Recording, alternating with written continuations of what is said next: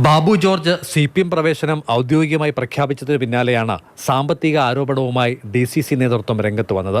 കഴിഞ്ഞ ത്രിതല പഞ്ചായത്ത് തെരഞ്ഞെടുപ്പിൽ സ്ഥാനാർത്ഥികൾക്ക് പാർട്ടി ചിഹ്നം നൽകുന്നതിന് 5000 രൂപ വീതം ബാബു ജോർജ് ആവശ്യപ്പെട്ടു. എല്ലാ സ്ഥാനാർത്ഥികളിൽ നിന്നും തുക വാങ്ങിയത്രേ. ജില്ലയിലെ കോൺഗ്രസിന്റെ എത്ര സ്ഥാനാർത്ഥികൾ മത്സരിച്ചു, അവരുടെ കയ്യിൽ നിന്നെല്ലാം കൊടുത്തിട്ടുണ്ട്. പട്ടികജാതിക്കാരുടെ കയ്യിൽ നിന്ന് വരെ വാങ്ങിയിട്ടുണ്ട്. അതിൻ്റെ അടിസ്ഥാനത്തിലാണ് കുര്യൻ സാർ പറഞ്ഞത് ശരിയായില്ല. ഇതിന് ഏത് കാര്യമാണെങ്കിലും ഒരു അക്കൗണ്ടബിലിറ്റി വേണം, കണക്കാവതിരിക്കും. ഇതൊന്നും ഇവിടെ അവതരിപ്പിച്ചിട്ടില്ല.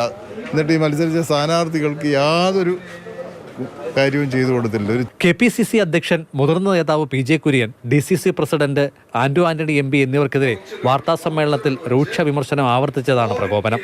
ബാബു ജോർജ് CPM-ൽ ചേരുന്നതുകൊണ്ട് കോൺഗ്രസിന് ഗുണമേ ഉണ്ടാവുകയുള്ളൂ എന്നും നേതൃത്വം പറഞ്ഞു.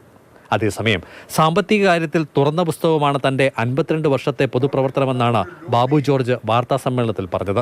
താൻ കോൺഗ്രസിൽ നിന്നും പുറത്തു പോവുകയായിരുന്നില്ല, തന്നെ ചവിട്ടി പുറത്താക്കുകയായിരുന്നു. KPCC അധ്യക്ഷൻ പ്രത്യേക ലോബിയുടെ ഭാഗമാണ്. ഒരു ലോബി KPCC ആഫീസിൽ ഇപ്പം പ്രവർത്തിക്കുന്ന ഒരു ലോബി എതിര് പറയുന്നവരെ പുറത്താക്കും, അവരെ ഇല്ലാതാക്കും എന്ന സമീപനം സ്വീകരിച്ചു. അതിന് നേതൃത്വം കൊടുക്കുന്ന കേരളത്തിലെ KPCC പ്രസിഡന്റാണ്, യാതൊരു സംശയവും വേണ്ട. അനീതി നേരിടുമ്പോൾ രാഷ്ട്രീയ പ്രവർത്തനം തുടരുകയാണ് വേണ്ടതെന്ന് പറഞ്ഞ് പിന്തുണ നൽകിയത് CPM നേതൃത്വമാണെന്നും ബാബു ജോർജ് കൂട്ടിച്ചേർത്തു. സഖാവ് എന്നുള്ളതിന്റെ അർത്ഥം കൂടെ നിൽക്കുന്നവനെ സഹായിക്കുക എന്നുള്ളതാണ്. അതിൻ്റെ പേരാണ് സഖാവ്. അങ്ങനെയാണെങ്കിൽ ഞാൻ നേരത്തെ സഖാവാണ്. ഞാൻ എൻ്റെ കൂടെ നിൽക്കുന്നവരെ സഹായിക്കുന്ന ഒരു വ്യക്തിയാണ്.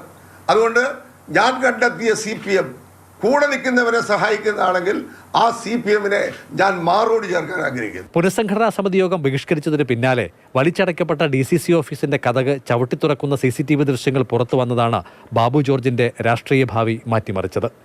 മാതൃഭൂമി ന്യൂസ്, പത്തനംതിട്ട.